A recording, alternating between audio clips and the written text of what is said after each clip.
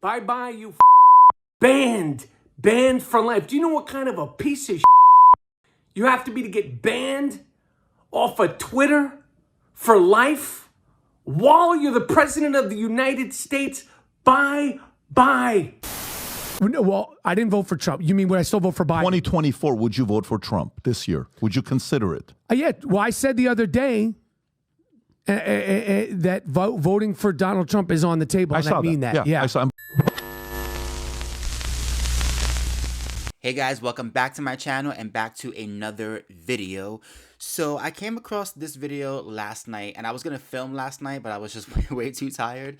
So I was like, let me just kind of regenerate myself before I get into the meat of this video, because this is, I think, one of the most important podcasts that I've seen in a very long time that is saying a lot. And I'm not being melodramatic, I'm keeping it real. Like, this is a very, very important topic to discuss because it has everything to do with the future of this country, USA. As many of you guys know, I used to be more left-leaning, especially back in 2016. I could not stand Donald Trump. I borderline hated Donald Trump. And I bought into the Kool-Aid and into the narrative that the mainstream media fed to me, spoon-fed to me. Bought into it, as many people unfortunately did. One celebrity I remember who was extremely, extremely outspoken against Donald Trump. I'm talking about doing videos like almost every single week on his personality, on his presidency, on his looks, on everything. Michael Rapaport, a very well-known actor who I think he would self-describe as a left-leaning liberal who could not stand Donald Trump. Couldn't stand him. And I was in that camp as well. Maybe not as extreme as him, but I definitely was in that same ideology, that same mindset. I thankfully woke up maybe about 2 or 3 years back and started seeing changes within myself, which led me, as I was seeing the world change and I was seeing my perspectives of the world change as I got older, my perspectives and opinions on Trump started to change as well, little by little. This video is of a podcast called PBD Podcast, and they're talking with Michael Rapaport about Donald Trump and about his perspective and how it's changed and how, as a liberal, he's starting to see things a lot differently, and so much so that he sees himself possibly even voting for Donald Trump this November. So I went ahead and watched the full podcast. It's like almost 2 hours long. So I'm not going to do the full podcast here, but I did cut out parts of the video that I think are really important that I want to discuss in this video, or that I wanted to highlight in this video to discuss, because it speaks to me as a former leftist, and I think it may speak to you as well, especially for somebody who maybe was never on the left, but maybe you have friends or family that are on the left. This video is so important to watch to understand the mindset. So without further ado, let's go. Yeah. How much have you changed in the last 7 years? Where I stand, as you get older, your money becomes more important to you. Your taxes become more important to you. And I think for me, learning and going through and understanding first initially politics through social media and then politics in real life and educating myself, I have my point of view on things have changed. I'll just jump right to it because I know you want to get to it.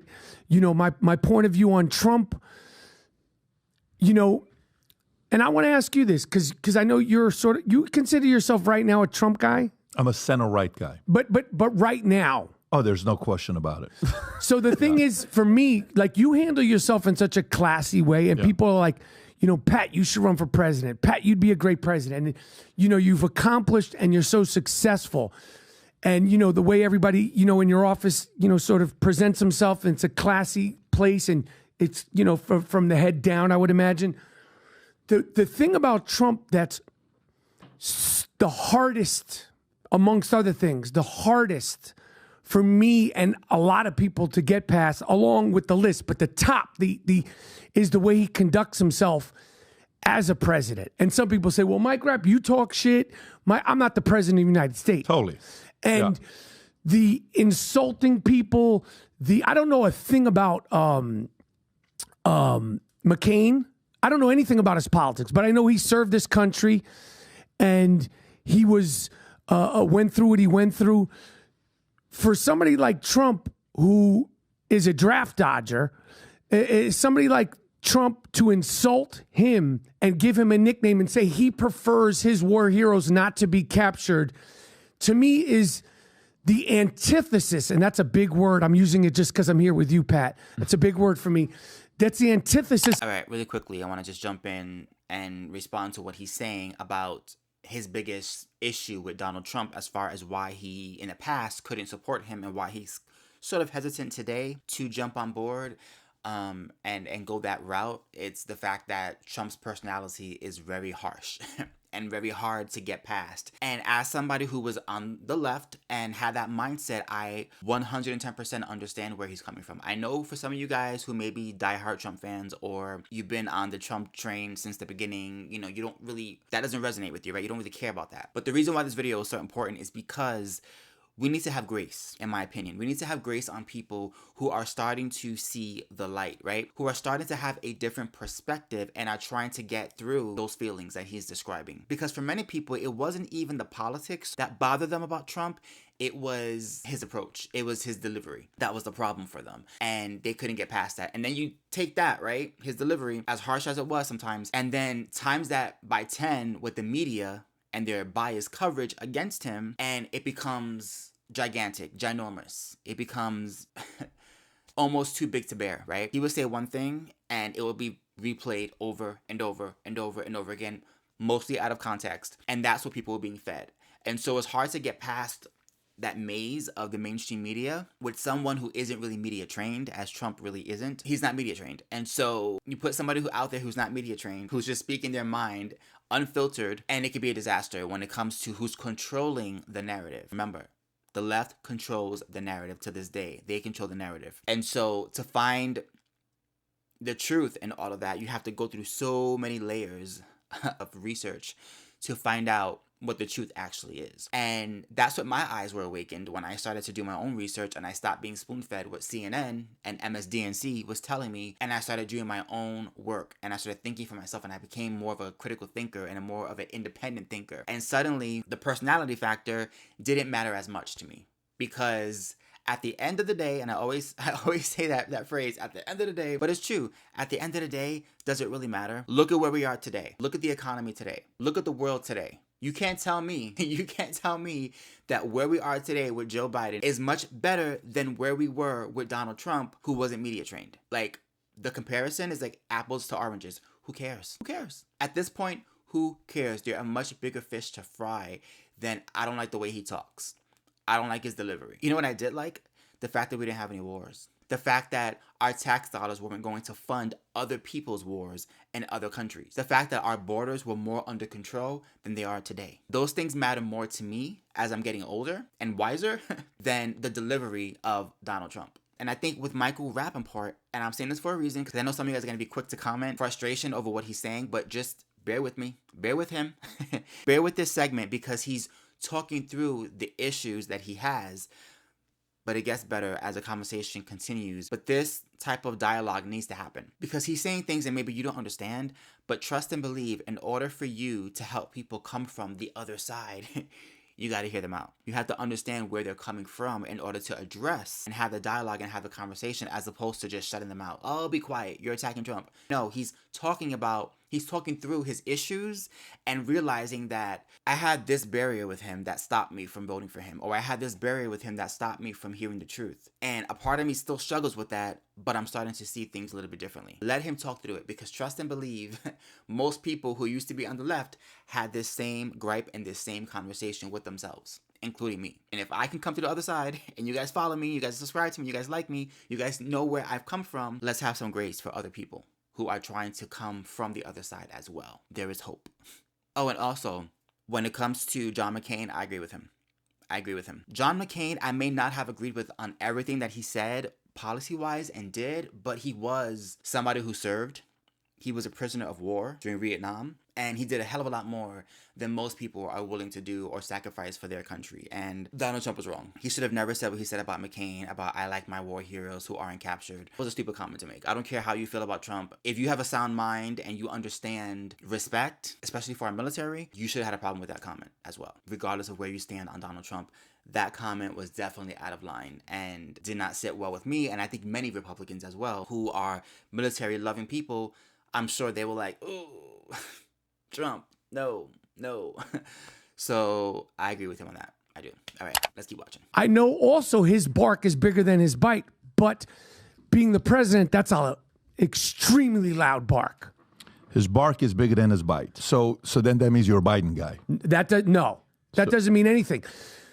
So then would you still vote for him? Would you still vote for Trump? No. Well, I didn't vote for Trump. You mean would I still vote for Biden? 2024, would you vote for Trump this year? Would you consider it? Yeah. Well, I said the other day that voting for Donald Trump is on the table. I And saw I mean that. Yeah, I saw. And by the way, 50 Cent said that with the whole $53 million credit card, New York, Mayor Adams, what they're doing, all the immigrants. But let me. It is on the table. Big Mike, everybody's saying it. Everybody's changing. Then let me. You think Killer Mike or Killer Mike? Big Killer Mike? Mike. So let me kind of give you. So I want to hear your stuff. Yeah, perfect. Let's talk about that. Let's talk about specifically with that. So for me, I love the funny stories, but it's funny you're saying that, but you're saying you're still open to the idea. So let me give you Now I am. I know. Let me give you my rebuttal on those things. Please do.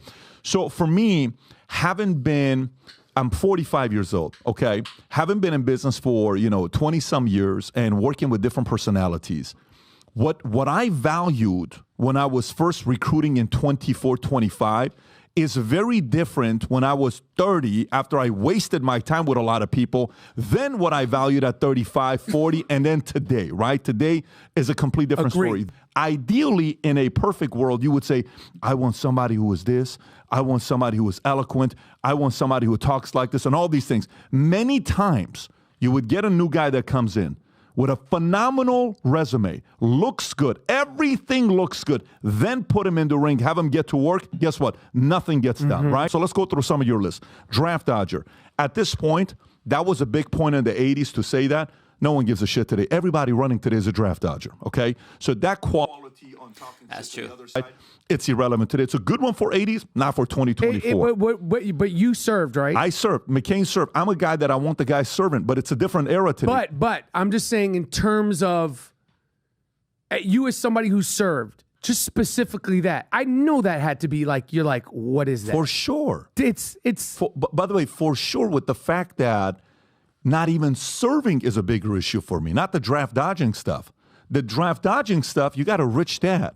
What are you going to do for your kid? Maybe it's going to be a different situation. You're not going to know it if your dad's got money, and maybe you're going to be like, what am I doing going over here? And the dad gets you to get out. Those are some of the benefits that comes with the last name. I get it. Whether your son or your kids are going to have a different way they use the last name than you 100%. did, right? Because you built the last name. 100%. Right? So Trump didn't build the last name. Fred built the last name. There was a lot of benefits to the last name. And then obviously Trump takes it to the next level. And then the McCain thing. McCain, let's go to the that, McCain. yeah. So McCain, I don't like that comment. I just tell you straight up, I don't like that comment. Why even say that? You don't have to say that. Why would you say that? He served, put his life, on the line, prisoner of war. He went, whether there's credibility behind it or he marketed it or whatever. It's not something that I sit there and say, yeah, I'm totally with him. I'm not that guy. I actually wasn't for that, and I openly talked about, you don't have to say that. So Ulysses at New York. For the longest time in U.S., they used to talk about the fact that America can't handle a New York president because you're New York. Look how loud you are. He's New York. You know what feedback? I'm New York. We don't always have to be loud. What do you mean? Tom's not from New York. He made a note today, Mike. He's like, you be calm. You tell him, Yeah. what the fuck? What do you mean? Tom is a very Canada. different life. But guess what New York is? Loud, tough, competitive, calling out. So America got a New York president because that's who they wanted. Young. And then what's the last one that you said? Bigger than bite. Here's what I will tell you. what did I say? What? His bite. Bark is bigger than his bark bite. is bigger than his bite. So the thing with Trump too, when I was with Bill Maher, and I'm asking this question, and this whole idea, oh my God, this guy's going to get elected. And let me tell you what he's going to be doing. If he gets elected, it's going to be World War III. Do you want that man to have access to the nuclear button and all this other stuff? Bro. You're talking about, you're talking about just with Bill Maher. Yeah, I was with Bill Maher last week, Right, okay. and we're having this conversation. Yeah. And I said in 2016, all the left ever said is the fact that this guy's going to start a nuclear war. That's what he's going to do. Guess what happened? He goes, there is no war. ISIS disappears. The last time you said ISIS was under Obama. We haven't said ISIS for a while. So economy is doing great. Everything's great. Then we have COVID 2.5 years later. Then they blame it all on him. He creates Operation Warp Speed. Kamala Harris and those guys said they would never take the vaccine while Trump was coming out with it. But guess what those pharmaceutical companies did? You know when the vaccine comes out? 2 days after the election. So if it would have come out before, Trump probably would have had a chance of winning, but it comes out 2 days after. Why? You don't think somebody behind closed doors said come out 2 days after the election? 100%. 100% they did. So the gamesmanship of how much they hated this guy because he's a shit talker. He talks so much shit, it's constant, but that's him. That's his profile. You are not going to change him. You're 53. You said you're going to be 54 in March, right? So March 20, you're going to be 54. Okay. So how much do you think somebody can change you today at this phase of your life with your personality? Shifts. Okay. You could bend a little bit. Subtle, bro. And that's not going to be that dramatic, Yes. right? It's going to be subtle. If somebody was going to do anything to us, maybe at 11, maybe 15, maybe 18, no one's going to change Trump. So all of those things of people that used to ask and said, if only he could be like this, let me just simplify it for you. He's not going to. Absolutely not. Period. But if you like no war, if you like a great economy, if you like unemployment that was low for African Americans, they're making more money than ever before. If you want data and all that stuff was good, then great, go this side. If you want a messy world that we have right now, Russia, Ukraine, where we're giving another they're calling it a border bill. Bullshit. Out of $118 billion, $60 billion to Ukraine. Yeah. Don't call it a border bill. He would have actually addressed those things. That's simple it is for me. But by the way, never spoken to him. I've never met him. I've never broke bread. I don't Never have met him at all. I've seen him speak, but we've never had interaction for there to be a loyalty. There is no relationship loyalty. It's policy loyalty. All right, gotta jump in because a whole lot was said and he dropped the mic. He dropped the full mic and the mic stand. So first of all, I love what he said about New Yorkers because it's very true. As a former New Yorker, I lived in New York City from the age of 0 to 23. So I understand New York City culture and the perspective of a New Yorker, the brassness of a New Yorker, the bluntness of a New Yorker, sometimes the rudeness of a New Yorker. I get it. I lived it. I understand it. I know very well what he's talking about. And he's right. He's absolutely right. Like Donald Trump, even though Donald Trump is a very wealthy man, he still is New York. He's New York. And he has that New York demeanor, that New York perspective, that New York attitude. Regardless of what his tax bracket is, he's still New York. And New Yorkers are known for just being very upfront and unfiltered with their thoughts and with their opinions for the most part. And I think that Donald Trump took that with him to the White House. He didn't dilute that or try to run away from who he is as far as where he comes from. And maybe that's why it bothered me, because I'm like, oh, that sounds too familiar. I don't know if I want that in a White House. I don't know. Possibly. But looking back at it now, like I said, in comparison, I'll take New York any day than where we are right now with Biden. Honestly, like, who cares? Who cares? Like he said, like he broke down so amazingly, if you want wars, if you want a bad economy, vote Biden. It's that simple. The proof is in the pudding. Same with COVID, right? Ain't it crazy how when Donald Trump was doing the COVID vaccine warp speed, Kamala Harris on record said, I will not take it. I will not take any vaccine from the Trump administration. It's him. I ain't taking it. I ain't taking it. Immediately after he is no longer in office, all of a sudden, everybody's getting shot up. Shot up. With the same vaccine. The same one. So it just goes to show that it's all political. It's all a show. It's all political theater. And when you get past that, you realize just how duped so many of us were. So many of us were with the same hamster wheel arguments over and over again. And 4 years later, we're all scratching our heads saying, was he really that bad? I mean, in hindsight, was he really that bad compared to where we are today? No, he wasn't. You're going to vote for Trump. And I'll tell you why. Because you're I don't know if I could do that. I'll tell you why. Mike, just hang on. And by the way, you're talking to somebody that was probably closer to your camp in 2016 and He was and certainly anti. in Like, this 2020. guy hated. I never said hate. I didn't like Trump, but also I've never said the word hate. You can roll the tape. Okay. I didn't like a lot of the things he did. A lot of the things you highlighted. For me, there was the one that like I was like I can't do this was when he pretended like he didn't know who David Duke was. Everyone knows David Duke, leader of the KKK, is out there in Louisiana. Okay, come on, Trump. You don't know who this guy is. But you're also a reasonable person. And you're also a dude. Like, you're a dude. You like to play ball. You like hip-hop. You like to talk shit. You're not a woke LGBT unicorn type kid. Beta. That's You're not you. beta. That's not you. No. So You've seen what the left has produced over the last 4 years. Again, I'm telling you, somebody that's been in that camp. I'm a JFK Democrat. Why am I a JFK Democrat? Because my dad was a JFK Democrat. So that basically led to me being like, oh, JFK's the man. He's a Democrat. That led to me liking Clinton. I like Clinton. All right, cool. You know, he's out there kissing babies, you know, getting blowjobs. I like that kind of charming guy. Charming. We met him recently. There's no way you were voting for Trump. It just wasn't in the cards. It wasn't happening. He was abrasive. He was racist. The media, yada, yada, yada. And he was a joke. Like as New Yorkers, like he was like, Yeah, He's a ball busting troll. Exactly. He's a But shit. here's why I think you're going to vote for him this time, because you've seen what happened under his first term. You didn't like it. He's the pig dick, and he's got the mean tweets, and he's orange. But life was good. There was no wars. The economy was going good. But damn, he's annoying to look at. But you also can acknowledge that the media had a major role in that. a major role in that. When you take a step back, Yes. You also acknowledge that. Because I will acknowledge that, you know, that one thing about the Charlottesville that I ranted about. Yes. And I was wrong. But the both sides thing. Yeah. Yeah, and I respect So irresponsible. And I respect the shit out of it. Wait, let me hear him out. Hang on. Go a little bit more. What do you mean by that? You were wrong on that.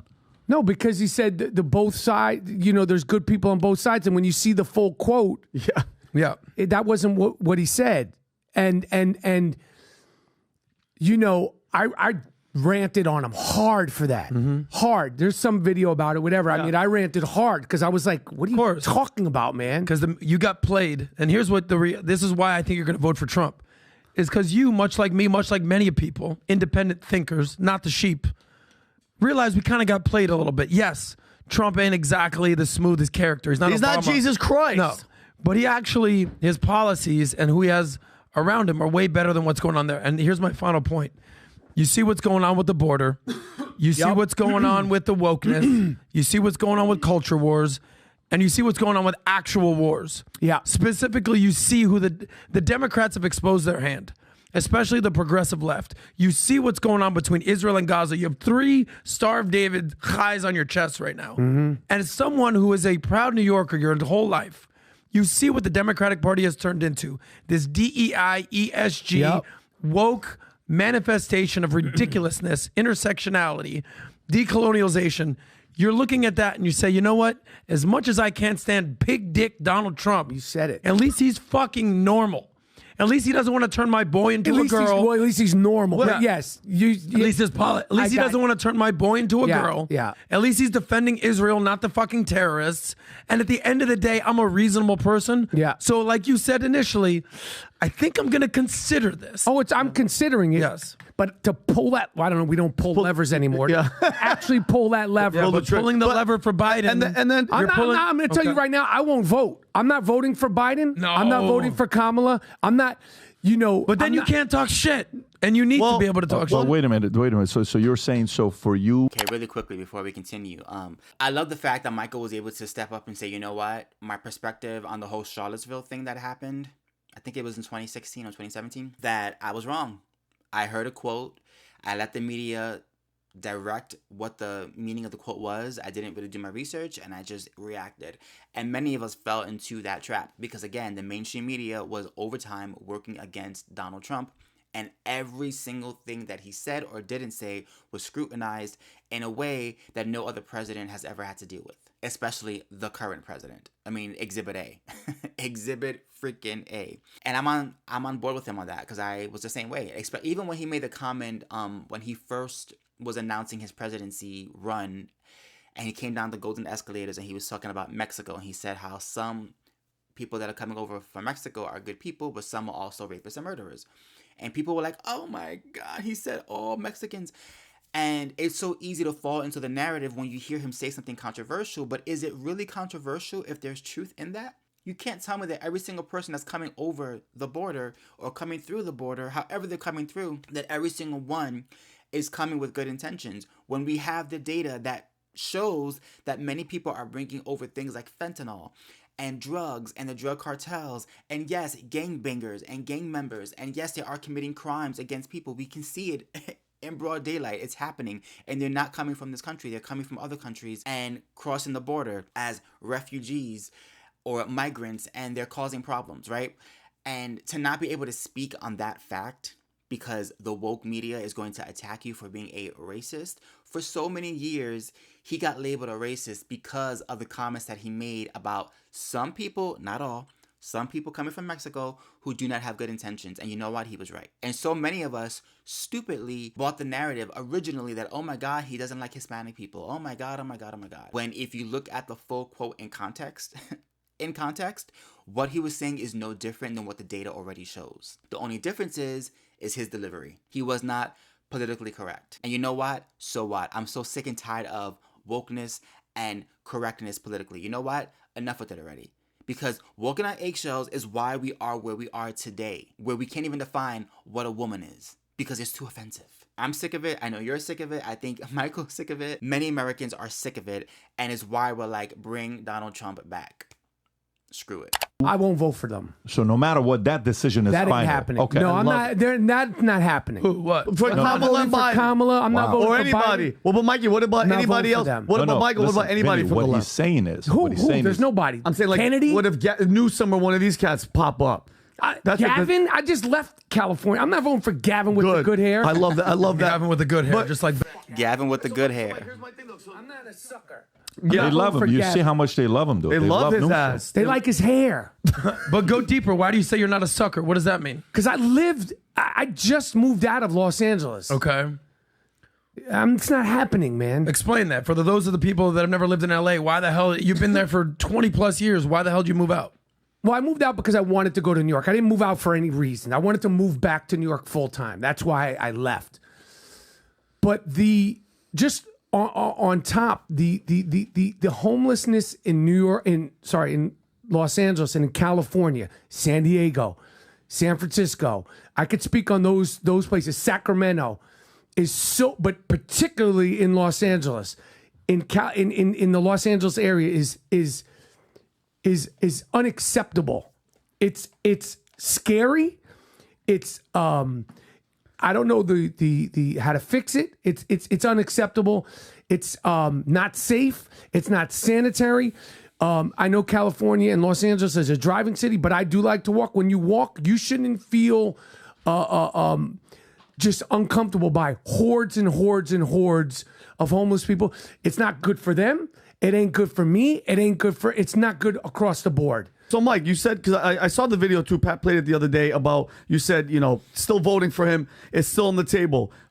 We saw Adam mention, what was the break? What was that moment, Mike? Was it the way that the administration treated the Palestine, Gaza, the terror, the hostages? Because, Mike, real talk, let's be honest, if Trump was, first of all, none of that shit was happening at all when Trump was in. Everybody just, this motherfucker was shaking people's arms and was ripping them off the socket.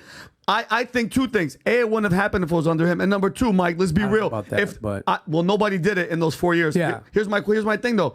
If it did happen under Trump and there was hostages, you don't think that guy would have gone in the next day, special forces, and just shot and killed Trump would not play this shit. Was it this thing, Mike, that made you go? Israel pushed me over the top. What was it, Mike? Like, please get into it. The good cop, bad cop shit between Kamala and Joe Biden. Joe at first, you know what he said? It was good at first what he said, but I don't remember exactly what he said, but it was good. Neither does he. And it resonated with Israelis. But the good cop, bad cop between him and Kamala regarding this was not cool, and it's offensive. The border stuff. It shouldn't be harder for me to fly back into the United States from Toronto 2-3 hours, and I'm famous. I played a DEA agent on a show called Prison Break. DEA agent, border agent, they know me. It shouldn't take me, big star that I am, PBD, to get from Toronto flying to New York. It shouldn't take me 3 hours to fly back on that trip and take you 5 minutes across the border. And it is. And it ain't cool. And then, the thing that pushed me over the top this week. Listen, I live in New York. I want to be clear on this. That's a crazy point. Mike, that's amazing. You like that? That's a crazy Clip point. that and put that on the internet. When NYPD's finest could get jumped by migrants, Illegal migrants in my city, I'm not the owner, but I'm born and raised in Manhattan. When NYPD can get jumped by illegal migrants in New York City and then walk out with no bail, raising their middle fingers like Tupac did when he came out of the court in New York City, and I know that's a city thing. I know it's nothing to do with the president, but that's when I go, is New York still the greatest city in the world if you can do that? Because that is a slap in the face to everything that is great, special about New York. And that is a slap in the face that is everything that's great, special about the United States of America. Yep. And that's when I said the other day, this is just, I can't. And homie's wearing a freaking Kobe jersey. Really quickly, sometimes it takes those examples to wake a person up and realize you're on the wrong side of things. You know, for him, it was seeing what was happening in New York City with these migrants who, by the way, why is it that most of these migrants are in their 20s and mostly men? Why? What's going on? Where are all the women, children, elderly? They seem to be all in their 20s ready to fight somebody. That's suspicious just on itself. But, you know, for Michael, it was watching what was happening and seeing that the policies that support that type of behavior are on the left. And that was an eye-opener for him. That was his red pill moment. I know for me, and I talked about this, you know, bluntly and openly when I did my Why I Left the Left video last year. For me, it was seeing the policies that were affecting children in schools when it came to gender ideology and the fact that children were being pushed and encouraged to mutilate their bodies, to be confused about their gender, to be confused about their identity, to have books that were so inappropriate for their eyes. And who's pushing this narrative? It's the left, it's Democrats, liberals, the AOCs, those people. And I had to really reevaluate myself and reevaluate where I stood on things. And I had to really address, am I on the right side of stuff? I'm not extreme left, but I'm definitely more left-leaning. But I may have to do a U-turn. And I did. I did a full U-turn. And I ain't ever going back. Because once you see the crazy and you acknowledge the crazy, it's impossible to forget it. So again, I'll take a blunt, abrasive New Yorker like Donald Trump any day, and any politician like that any day, than the AOCs and the Rashida Tlaibs any day. So do you speak, I'm not looking for names.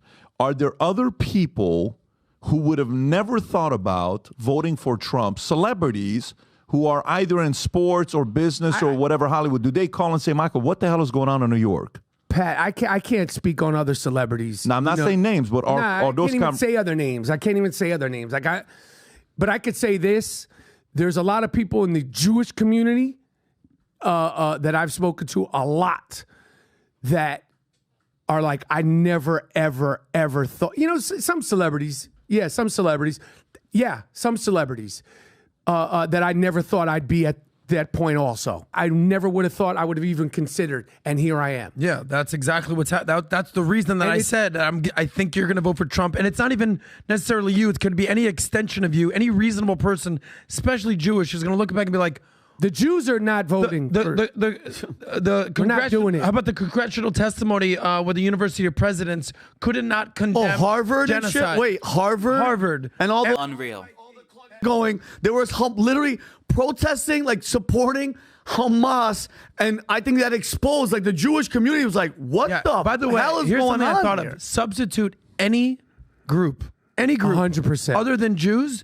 We want to genocide all Mexicans, all gays, forget it. all blacks, all Asians. They would have been condemnation to the highest degree. But Jews, somehow it's acceptable. You know why is it acceptable, Mike? You know why? Because we are the last acceptable group to publicly hate. You can't do it against LGBTQ. You get canceled. Bye. Black community, Asian community, disabled community. You can't say the R word. Mm-hmm. You little person. You can't say the M word. There's a lot of things that where if you say them, if I said it right now, you're done. Rob, what's this here? Michael Rapaport raising Jewish Tlaib, Omar, AOC. You're in government. So really quickly, just on that segment. So what they're saying is 1000% correct. You can say what they just said in that video and not face any real consequences. Now substitute that with the word black. We want a black genocide. Get rid of black people in this country. And watch how fast action is taken. this is which story is this, Rob? This is our over regarding the I squad believe, right yeah, here. their support for Palestine. in our government, literally. And this is the furthermore proof of why I don't think you can vote for the Democratic Party at this point. I'm not doing it. I'm telling you, I'm not doing Yeah. it. I ain't doing it. I'm not with them. I've been off of them. The AOC and I mean, I could. So I got go a on. question for you guys. I got a question specifically for the two of you, you and Michael. I know okay? everybody's like, Rapaport's been red pilled. And I do. I take 2 red pills in the morning, 2 red pills in the night. It's working. For what? For the red pills. They have been red pilled. Michael, no worries, because I got red pilled about 1.5 years ago. And trust me, it's much better on this side. All right, guys, I'm going to stop the video here because this is a very long podcast. If you guys want to watch the full podcast, unfiltered, I'm going to have a link in the bio and also in the comment section where you can watch the full video. I definitely would encourage you to watch the full video because it is very enlightening. It is really an interesting conversation that needs to be had. And again, if you're somebody who has always been on the right and you've never understood the left or the mentality of a leftist and there's kind of this barrier, I would encourage you to watch this video to understand the perspective.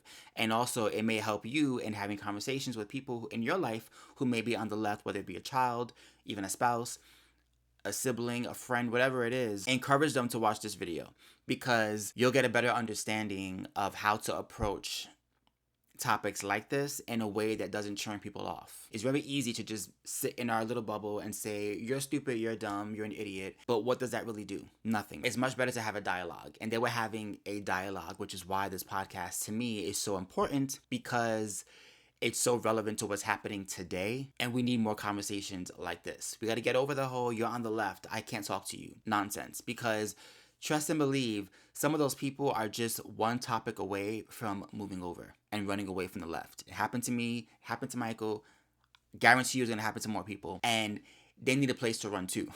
They need people who are going to conversate with them and not judge them for being on the left. That's all I'm saying. Have an open mind. Let me know in the comments down below what you think of this conversation, of this topic of Michael's awakening. Do you think he actually will pull the lever for Donald Trump? I think he will. Again, the proof is in the pudding. We see what Biden's America looks like, and I don't want it, you don't want it, he don't want it, none of us want it. If you enjoy my content, please do not forget to like, comment, and subscribe. Don't forget to hit my notification bell so you know when I post a brand new video. I'm also available on X, also known as Twitter, Instagram, and TikTok under CurlyBoyChuck. I'll see you there. Until next time, peace.